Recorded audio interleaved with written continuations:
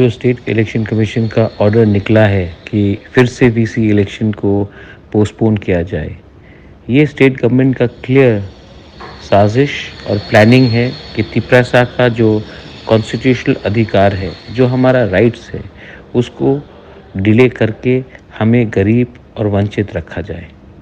कब तक हम लोग चुप रहेंगे? कब तक तिपरासा चुप बैठेगा?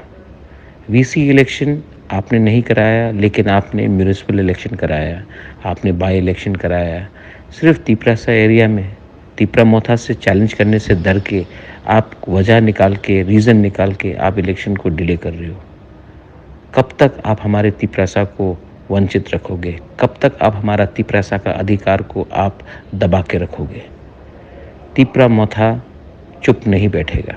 तिपरामोथा बाहर निकलेगा और तिपरामोथा कॉन्टेस्ट करेगा। ये जो ऑर्डर निकला है हाई कोर्ट ऑर्डर के खिलाफ है। ये जो ऑर्डर निकाला गया है वो हमारे अधिकार को कुचलने के लिए है। तिपरामोथा, तिपरासा चुप नहीं बैठेगा।